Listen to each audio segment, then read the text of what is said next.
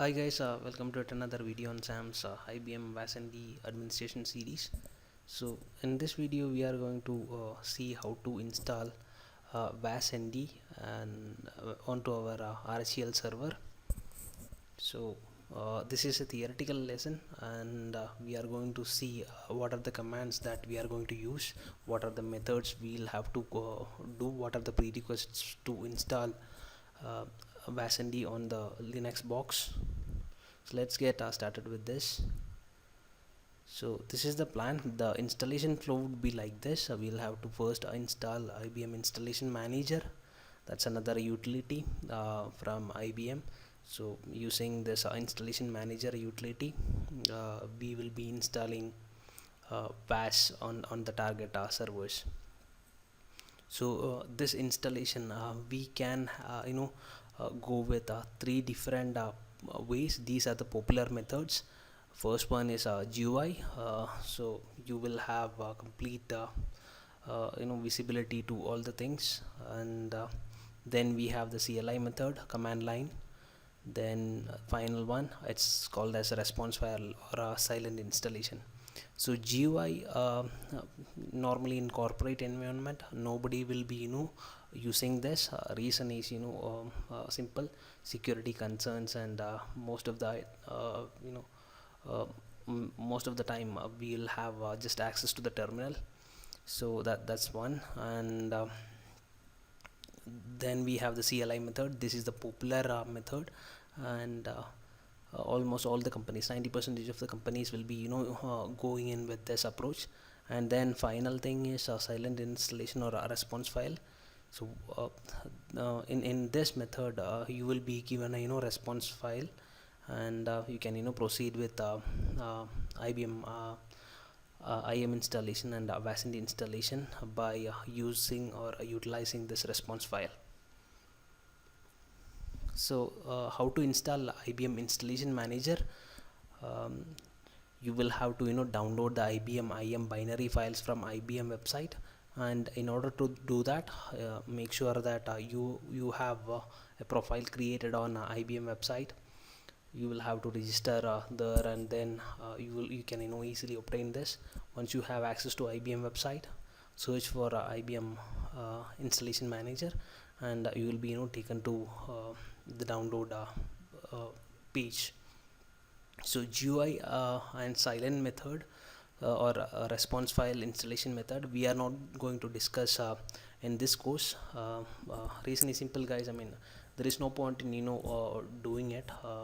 It will help you to understand the overall flow, but I mean, trust me on this, guys. 99% of the time, no companies will allow these.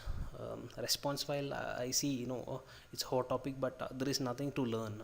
You will be using the response file given by your software architecture people or system admins. You will be just using it, so there is nothing to learn.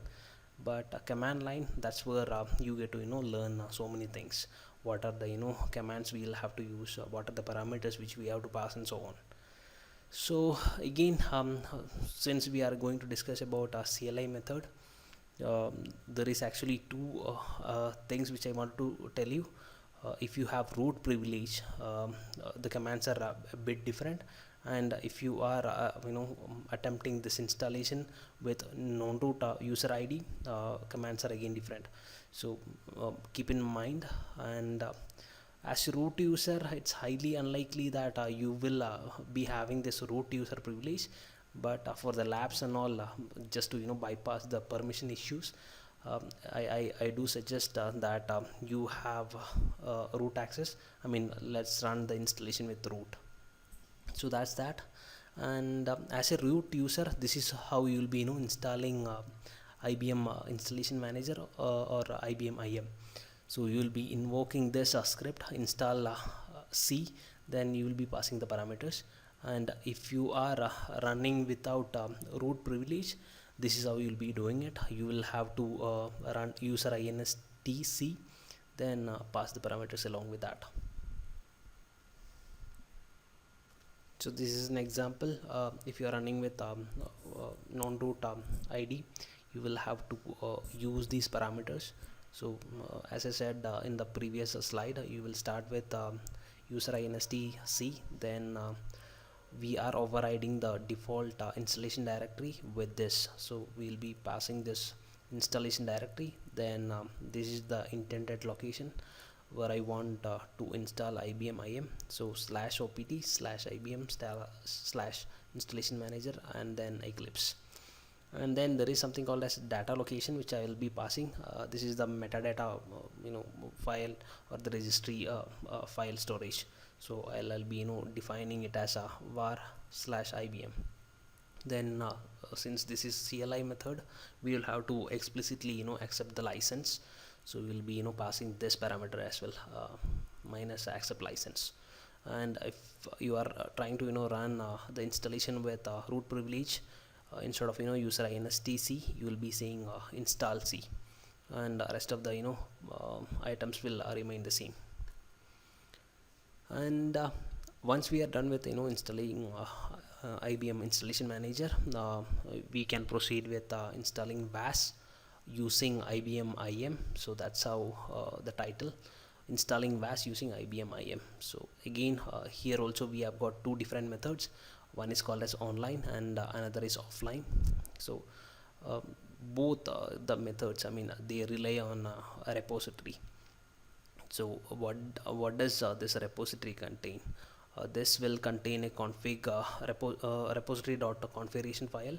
If for the purpose of this demo, or for the purpose of this tutorial, I'm gonna stick with offline installation. So the main difference is online repository, we will be hitting a URL from by IBM people, and if you have custom repository, you can always go ahead and do it. And offline installation, you will have to use a repository.config file, which is stored locally or in a central location.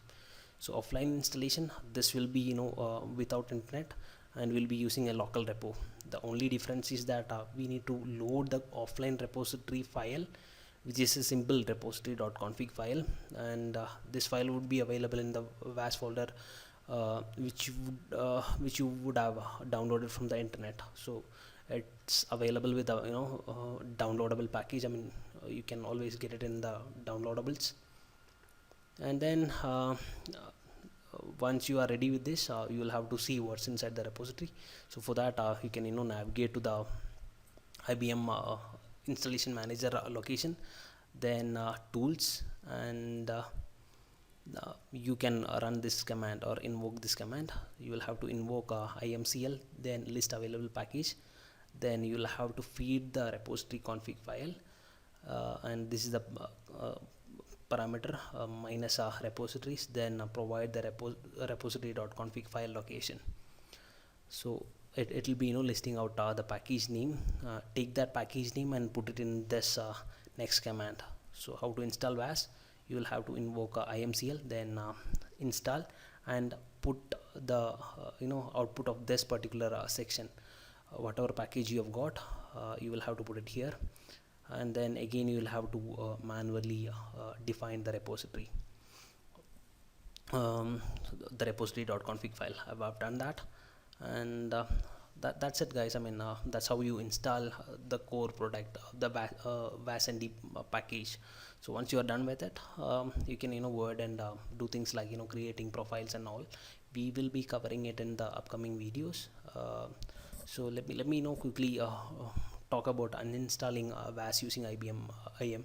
So we have seen how to install it theoretically, and let's see how to uninstall it as well. So you will have to go to the Eclipse folder, and then finally you will have to open up a tools folder. You will have to say imcl list install package. It's going to give you some package name.